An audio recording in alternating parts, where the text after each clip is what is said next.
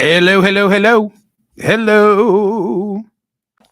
Hey, gang, you Michiganders, the Play Gun Lake online casino and sportsbook app, they've got a brand new look. Have you checked this out yet? It's really cool. Join me right now and see the all new Play Gun Lake online casino and sportsbook app with lots of hot new slots and all your favorite casino games, easier than ever to get in on all the action at Play Gun Lake. You get up to $1,000 casino bonus back if you're down in the first 24 hours. PlayGunLake.com, the only app that I ever use and recommend for the great state of Michigan. Get some skin in the game, bet sports, or play blackjack, craps, poker, roulette, hot online slots, all while watching the game or wherever you happen to be. You know, you have a break in the action, whatever that action might be. Maybe it's a dental appointment. I don't know. Just pull out your phone and hit up Play Gun Lake. Make your downtime fun time. That's what I'm trying to say. Double down with a live dealer right now on your phone. When you play Gun Lake, you play for the love of the games. Winning is always a rush, but the money is in the moment. The anticipation of a face card. It's the thrill of an extra spin, the pure joy of a jackpot. Right now, download the app and enjoy all the action and excitement, just like the casino floor, right at your fingertips. New users, that $1,000 casino bonus back that I mentioned, it's got to be wagered. PlayGunLake.com. They've got all the details. Play for the glory, play for the money. Play Gun Lake Casino. You've got to be 21 and in Michigan. PlayGunLake.com. Gambling problem? Call 1-800-GAMBLER. Yesterday, poll results at Smerconish.com, 32,954. It was a Musk, Doge, Trump-related question. I worded it this way. Should privacy concerns always outweigh the potential benefits of Doge eliminating waste, fraud, and abuse at the IRS? You know, such is the level of concern that's been expressed about people and their privacy and the idea that Doge representatives are at the IRS, that I wondered, well, are those privacy concerns and considerations always going to hold back a review, at least by Doge representatives, of whatever might exist in terms of waste, fraud, and abuse at the IRS? 80%, 78.93% said yes. Yes, privacy concerns are always going to outweigh the potential benefit of Doge efforts at the IRS. Wednesday, today, poll question. If the Russia-Ukraine war ends without Russia surrendering battlefield gains, will Putin have won? I'm going back to the well on this within just a week, because on February 13, I asked a very similar question. I'm asking it again, worded differently because of the events of the last 24 hours, a lot of updates on this subject. So, February 13, 6 days ago, is it essential for any peace agreement between Russia and Ukraine to include Russia surrendering all the territory seized since 2014? And notice I said 2014. I didn't say the last 3 years, which is the Russian invasion of Ukraine that we're focused on now. I'm going back to the annexation of Crimea. And when I asked this question 6 days ago, 60% of the audience, more than 33,000 who voted, said yes. Is it essential for any peace agreement that they give it all back? 60% said yes. So where are we today? Because they're not giving it all back. And President Trump is not asking that they give it back. You remember when Pete Hegseth, in sort of his maiden voyage, his first outing with NATO leaders, spoke of returning to 2014 borders as being an unrealistic objective. And many of us said, I know I said, what a rookie mistake that he would get out ahead of the negotiation and reveal the U.S. posture, position. Well, Trump is doing likewise, as I'll get to.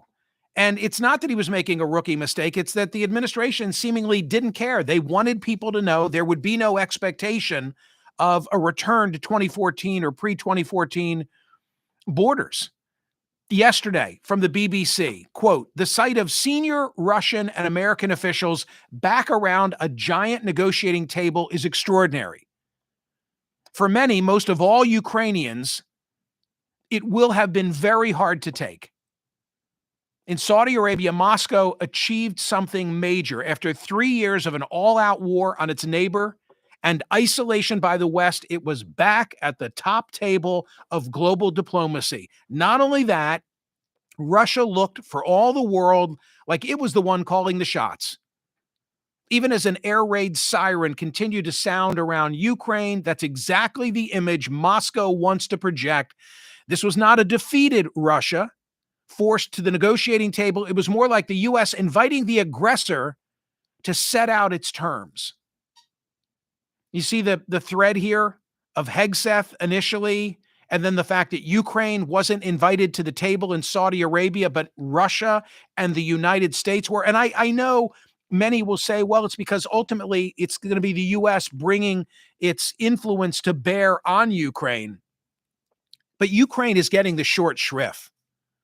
And then yesterday at Mar-a-Lago, President Trump said, speaking to reporters, he was asked by the BBC News what his message was to Ukrainians who might feel betrayed. Betrayed because they didn't have a seat at the table, betrayed because Hegseth says it's unrealistic to think that we're going back to the pre-24 borders. And here's what President Trump said. And just imagine what a sea change this is in comparison to the posture of President Biden. I hear they're upset about not having a seat. Well, they've had a seat for 3 years and a long time before that. This could have been settled very easily. You never should have started it. Let me repeat that. You never should have started it. You could have made a deal. In my notes, I highlighted in red, you should never have started it. What? And he didn't walk it back as far as I know. He's blaming Ukraine for this. He goes on, I could have made a deal for Ukraine that would have given them almost all the land, everything, almost all the land, and no people would have killed, no city would have been demolished. I'm reading that literally. Now, he said after the meeting in Riyadh, he's much more confident. They were very good, he said. Russia wants to do something. They want to stop savage barbarism. I think they have the power to end the war. Wow. So I had Admiral Stavridis on my CNN program on Saturday, former Supreme Allied Commander of NATO. I'm going to read literally what he said on Saturday. He said, Michael, the real question relative to Russia and Ukraine is, how does this thing land? Where is it going? And I think that you see it's going to be about what you get, meaning Putin will probably end up with 20% of present-day Ukraine, but the other 80% will sail on free and democratic, and I think that maybe not immediate NATO membership, but certainly security guarantees and perhaps ultimate NATO membership. That's how I see it from this morning. That was Saturday. So he was my guest yesterday, and I asked him to amplify his thoughts on that. And he said, I said, how is it not a win for Putin? That was the way that I worded the question. How is it not a win for Putin? And he said 3 reasons, and I'm paraphrasing, but this will be close in terms of representing his viewpoint. He said Russia has lost 1 million men. Lost meaning 250,000 killed, 400,000 wounded, 500,000 round numbers that have left the country rather than be drafted.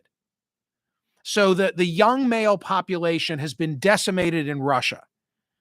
The 20% in round numbers that Putin would hold has been decimated, devastated. And the remediation and rebuilding will be a fortune for that 20%. And then the third rationale that was offered by Admiral Stavridis was one of NATO has been strengthened by this because now Sweden and Norway are members, and that's an 850-mile-long border directly between NATO and Russia, the implication being that would otherwise not exist or would not have existed at this point. So that was his answer. I mean, his is the most informed view, certainly more informed than mine. I don't like the outcome, and I think that it's a Putin win. My answer to the poll question, if the Russia-Ukraine war ends without Russia surrendering battlefield gains, will Putin have won? My answer is yes. Now, if you say to me, okay, Michael, so what's your alternative? I don't have one other than a war of attrition, a prolonged war at our expense. I don't think Americans, I know that MAGA Americans are not prepared to continue to foot the bill. It would be continued death and destruction for both Ukraine and for Russia. And I don't know that we're prepared in perpetuity to just let it continue. So I fear that Putin is the victor by these terms, but that the alternative is not appetizing. There's just no clean outcome to this. So if he gets the win, where are we? I don't know. I think it depends on whether he stops at that point. But he clearly gained. Win, gained, however you want to phrase it. Putin has gained by this experience and doesn't seem to give a damn about the casualty count of Russian men in terms of waging this war. So kind of a fatalistic and depressing poll question today. It'll be interesting to see the result and do a comparison to where we were 6 days ago. But elections have consequences, and our election has had enormous consequences for Ukraine, for the people of Ukraine, and not the best of consequences for sure, because it's a total capitulation to Putin, as I see it. Go vote at Smerconish.com. Will you like and subscribe? Please like and subscribe and set yourself up for notifications so that when I'm here, you'll be notified. Thank you so much. A lot of voting. I can tell already. A lot of voting on today's poll question. And for that, I'm appreciative. See ya.